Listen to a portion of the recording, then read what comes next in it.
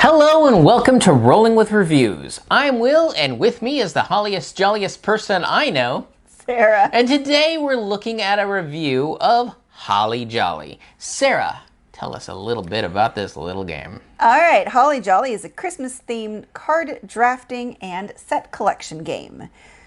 So, why did we get this? Well, it was designed by Matt Riddle and Ben Pinchback, and we absolutely love their designs. We've play tested early versions of their games. Not this particular one. Not this particular one.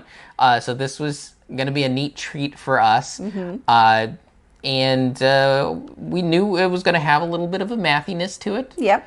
But like we said, it's their design. Yeah. And we like to play all their designs. True. And it looks really cute. And we didn't have a holiday game. Yeah, we don't have a holiday game.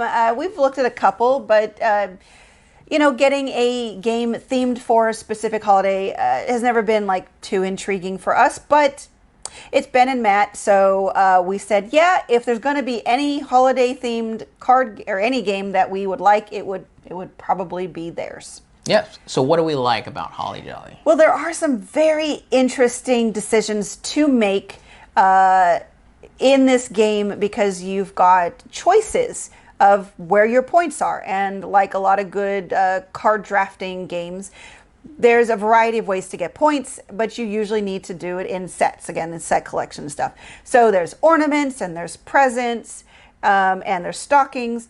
And how you get them is you need these 3 cards in the middle of the tree to match up to a total value to get the one that you want. So if you want a, snowman that's a value 9, you need to get these cards to add up to 9 by you're taking a new card to add in. So it's a very interesting decision that you need to make because you're not just looking at what will help you now, but as you learn the game and you get a little more strategic, and Will was much better at this than me, is you can also start messing with the other players, or at least the next person to play by maybe presenting a lower opportunity, or the fact that if you put over a certain number, they will not have the opportunity at all to get the one that they want. So there can definitely be some meanness to the game, but it still adds in for that interesting decision making. Yeah, the 3 cards that Sarah was mentioning is such a neat draw. Okay, so you have 3 cards, and each card will come in 2 varieties: lights and tinsel.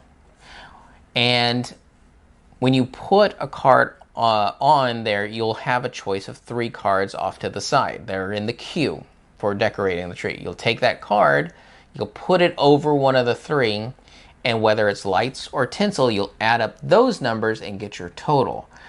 I wasn't expecting just how dynamic that simple bit of interplay of numbers could actually be. Because I could take a 2 tinsel. Well, if I covered up the 3 tinsel, it gives me a 2 and a 5, that's 7. Or if I covered up the lights that was over here, that was maybe a 3, now I add 2, 3, and 5 and got a 10. Or I could cover up the 5. It just kept going in terms of, well, this one card now had so many options, 3 options, and then you have 3 cards, and they may be different types, which then compounded on there. So it sometimes did overwhelm Sarah. I admit. It did. So this game is still mathy. It is their least mathy game that we have played. So if you've been a little intimidated by their other games, don't be so intimidated by this. But we did play one game kind of late at night. My brain kind of turns off at. I'm a earlier game a day. Yeah. I'm an earlier day brain than a late night. And he's a night owl, so his brain's like firing. Oh yeah, it's firing on all. I have not won against him yet. But that's okay. I still really enjoyed playing the game because of the interesting decisions. But there were several times I was like, okay, Will, 3 and 2 and 5 is what again? And he'd be like 10. And I'm like, oh yeah, I knew that. So most of the time, we really like the mathiness. There were moments that was a bit overwhelming. It's like, okay, I shouldn't be not cluing into this, but it's just not working in my brain for a moment. Yeah, and no matter what you play, whether or not you're getting an ornament, you're always getting something, because if you didn't get an ornament, well, then you're getting a gift. Yeah. And sometimes when you get an ornament, you're still getting a gift. Yes. So it was very, very interesting Yeah. in the fact that I always felt I had choice. Yep. And it's very smooth. I mean, yeah, it takes you a little bit to get into it, but once you learn what the sets are and how to score points, it's relatively fast to make decisions. I mean, other than actually what's overwhelming is when you have a lot of decisions. But if there's generally like, okay, I need to get a rocking horse, or I need to get a Santa, and so you're like, okay, I need to get these numbers. But then there's times where like I could get like 4 different things and I don't know which one's the right one. Yeah. But still, gameplay is smooth. It's really good for us because it's open information. We generally can't play most drafting set collection games like Sushi Go because they're closed hands, and the amount of work that would go in for Will trying to keep that secret and look at them, it's just not worth the effort for the lightness of the game. Right. Because So- I'm running to another room where I have all my equipment, reading it, and it's too hard to play over there because there's not enough room. So then I get a lot of exercise in those games. But the exercise is not worth, again, the experience of the game. So this is got to be, I know we've played a few other set collection drafting games that are open. I think Go Nuts for Donuts. Yeah. But that particular one was not as great 2-player. This one is really solid at 2-player. So this is really good for us with the open information. Also, The art. the art, I mean, yeah, okay, so that's a star. So, I mean, cute. But here's a toy robot. It's just super cute. And then little sugar cookies. And there's a comic book, and it's 25th Century, which is, fantastic because that's the publisher, 25th Century Games. So it's just got this really classic retro look to everything. Yeah. That's just so super cute that I honestly probably would play this game not just at Christmas, just for how cute it is. Just probably still not too much. Yeah. So let's move on to what we don't like. Yes, and so for me, this is a personal thing. In a 2-player game, it has you take out the snowflakes. I love snowflakes. They're like my favorite thing about, Christmas and winter. And I don't like snow, don't get me wrong. I don't like cold. I don't like being outside in it. But I love the prettiness of snowflakes. And so that's what I usually decorate with. And so in a 2-player game, they said, take out the snowflakes. And I'm like, do I have to? I don't have my snowflakes. Yeah, Sarah is a little special snowflake. I am a special.